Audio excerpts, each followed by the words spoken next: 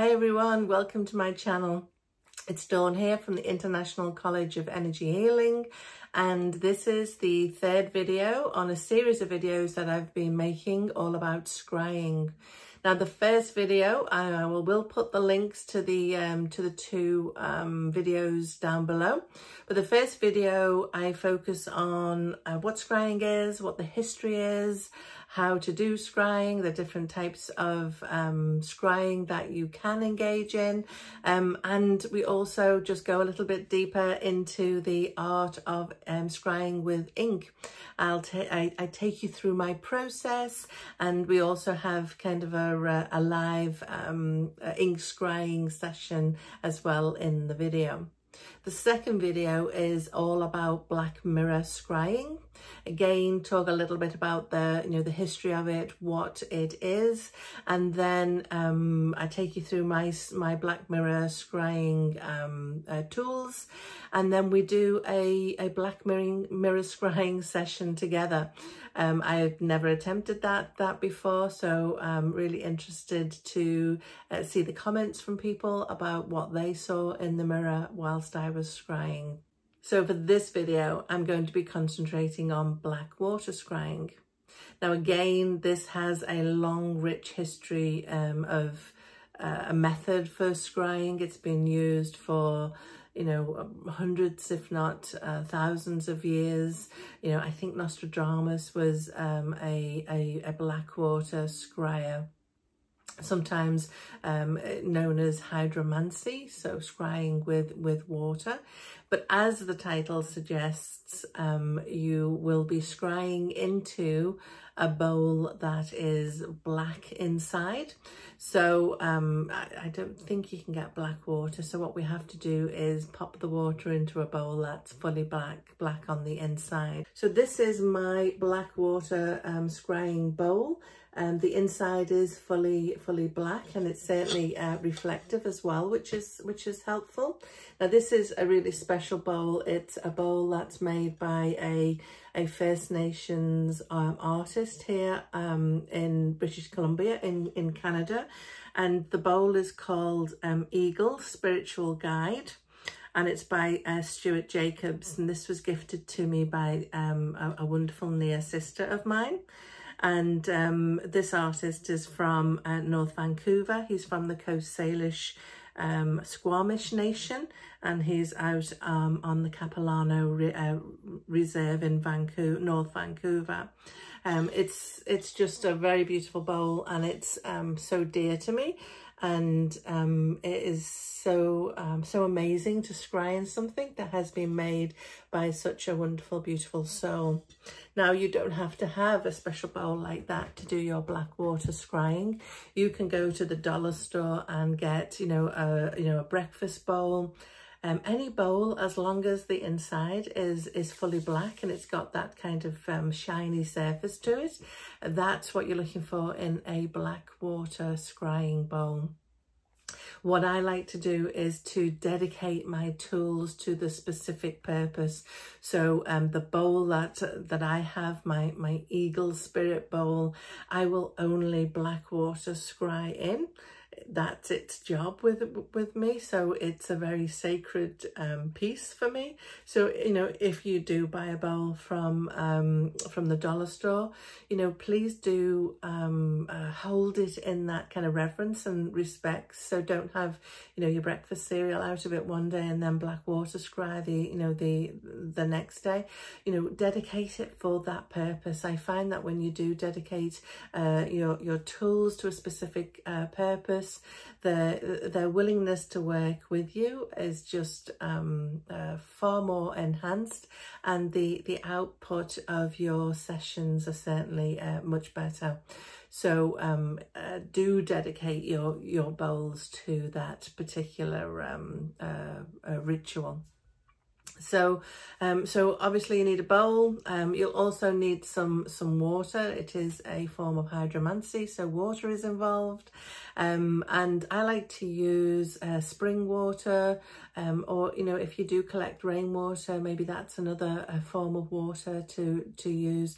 I tend not to use the tap water because it does have chemicals in, so, you know, I try and make it as pure as I can. I also like to pop a crystal in the center of the bowl as well. It gives me something to focus on. It also gives something to reflect in.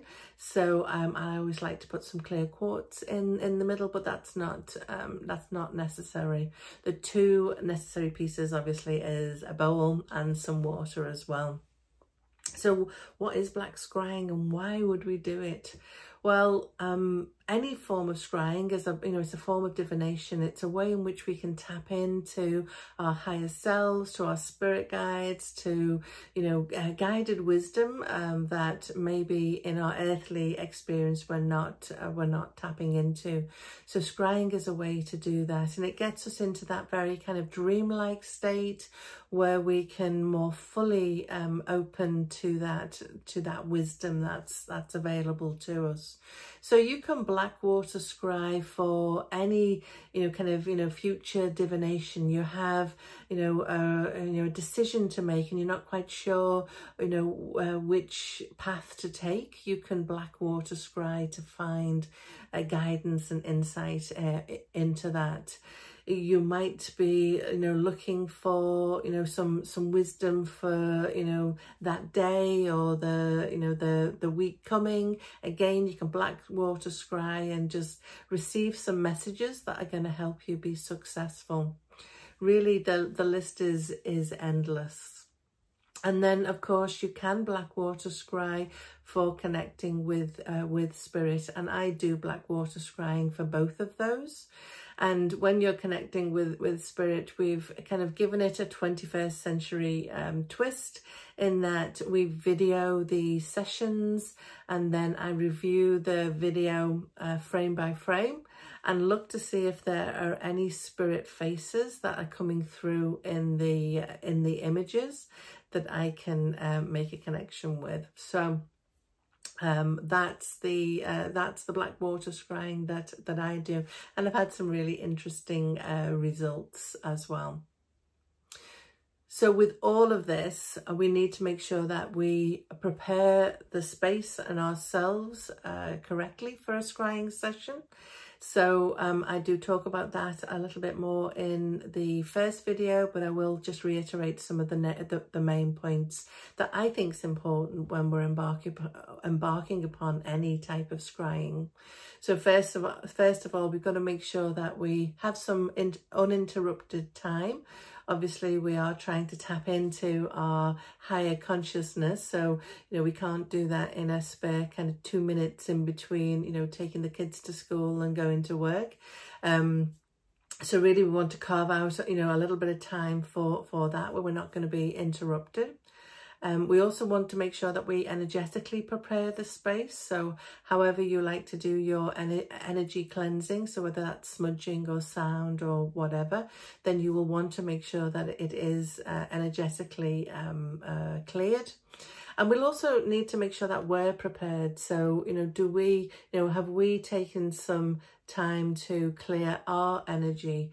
Are we centered and grounded? Are we coming to this session from that heart space, that place of power where we're not frustrated or mad or sad or, you know, angry? Those emotions really will not serve us in a scrying session. We've got to be centered and grounded and definitely tapped into our heart space. So if that means we have to spend a little bit of time, maybe in meditation, you know, kind of centering and grounding, then that's what we need to do to be successful. I always like to surround myself with white light. Whenever we're doing any form of divination, we have a potential to tap into, maybe not so positive energy out there. I'm not naive enough to think that that doesn't exist in this world. So I like to take steps to protect myself from that. One of those steps is to come at it from a place of love and to be centered and grounded, but also to have some, kind of white light of protection around me as well. Might be some crystals, some black tourmaline and amethyst that I have on my person to make that kind of boundary, that physical boundary. If you follow an earth-based practice, you may cast a circle before you do your magical working and ritual, and again, that's a beautiful thing to do, to create this kind of safe and high energy container for your scrying session. So you can absolutely cast a circle as well. So we've done our protection, we've cleansed our space, we're fully centered and grounded. So we're going to sit for a little while, whatever that, a couple of minutes, really getting clear about what the intention is for our scrying session. I believe that intention is the key to all of our work, so we need to be very, very clear. So if it's the answer to a question that you have, you want to sit with that intention. If it's guidance on your life, you want to sit in that intention. If it's connecting specifically to a person that you want to connect to in spirit, then sit with that intention. Whatever it is, you need to be clear going in. So take a moment to just be clear. You might even create a few words that you speak out loud to really get that intention out into the universe. Then obviously you'll want to pop some water into the bowl. I tend to fill it halfway, or maybe, two-thirds full, depending upon the size of the bowl. And then I'll place my crystal in. And then the idea is, this is a process of movement, so there needs to be movement in the water. So sometimes I will kind of slowly trickle in more water to create that kind of movement and bubbling effect, and then I will just kind of gaze onto that and see what images surface and what meaning I can make from that. I'll often have a journal at the side of me so that I can make a few notes in the moment as well. Another way that you can create movement in your bowl is to kind of hold the sides and kind of move them around and gently agitate the water, again kind of gazing in. Or you can, pop your fingers in and, swish the water around. There are a lot of black water scryers that really believe that having, your energy in the water absolutely creates a better connection, and find that they get far more imagery through because of that. So I do kind of a combination of all of those, whatever I feel guided to at the time. So if you do want to video your session, you'll obviously want to make sure that you're holding the video directly over the bowl. So, the video is capturing the full session. So unless you've got a rig that has some kind of overhead capability, you will be holding your camera, usually a phone, in one hand. So then you've got one hand free to agitate the bowl, or to kind of put your fingers in and get the water to move. So that's what we're going to have a go at now. We're going to do some black water scrying. I'm going to share with you anything that I see, and then I'm going to take the video footage away and I'm going to go through it frame by frame and share with you any of the images that come through. So here we are. I have my bowl. It's filled about halfway up with water, and you can see I've got my my iPhone there filming. So I'm setting the intention here to connect with any spirits that want to show themselves through this this method of spirit communication. I'm in a nice, grounded, centered space, and I'm just spending a little bit of time here, just kind of dedicating the session. So as I talked earlier, it's really important to create some movement in the water. The clear quartz crystal in there, kind of helps to encourage that movement, but it also gives me a focus for the actual session. So as you can see here, I'm just agitating the water. Now, you can, as you're looking at the ripples in the water, you can go into kind of a nice altered, dreamy state and allow the images to come forth, form impressions to help you to move forwards. But as I say, I am filming this session, so what I plan to do after this session is to review the footage frame by frame. I'll share the results, any results that I get at the end of this video.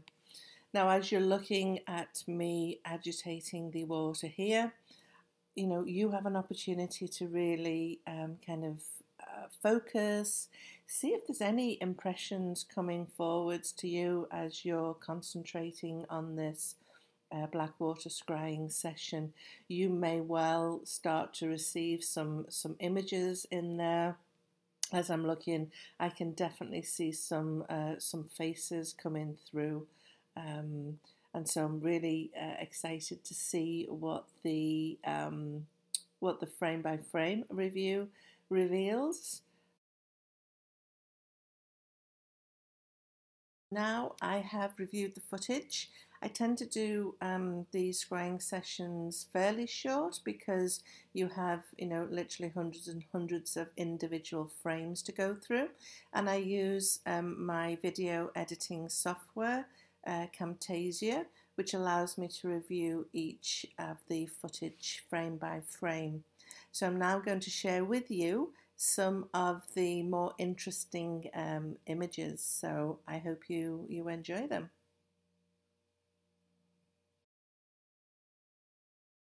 So the first image I'm going to show you is this one. I was really excited when I saw this one because the face is very, very clear. You can see the eyes, the nose and the mouth. Looks female, looks like she's smiling, and you can even see the hairline and the style of the hair as well. So I think she came through very, very clear in this clip. If you're not sure what I'm looking at, it's the face in the black circle.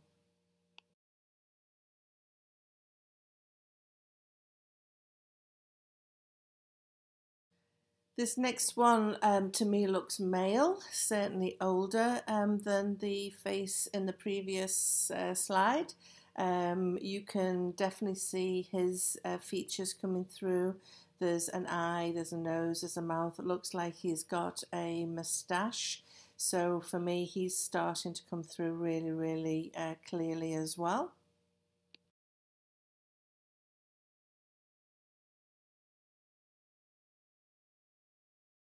One, I can see two images, so I think we've got a clearer image of the gentleman from the previous slide.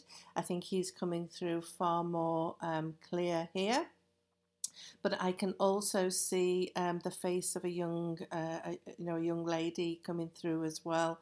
Definitely the eyes, I can see a nose, and again you can see the hairline around it too.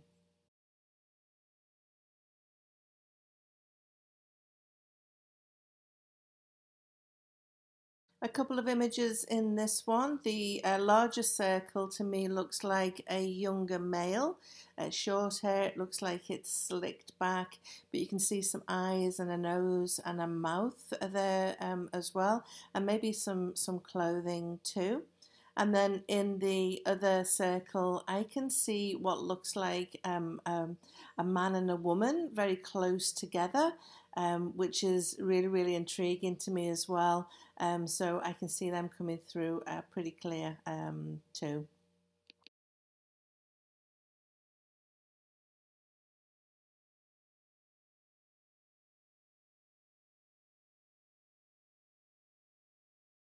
This image, I can see an older male very clearly. You can see his eyes, his nose, his mouth, even some kind of shadowing on his cheeks.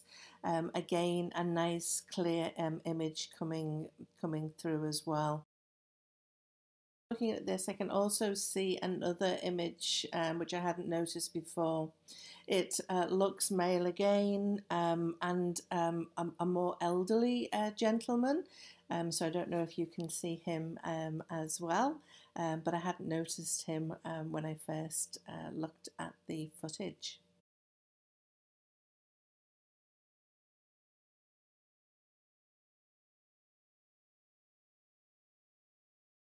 So there you have it. They're the best of the images that came through.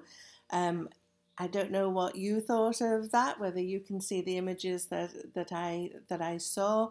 It is such an intriguing form of communication that I'm really enjoying utilizing and kind of building up.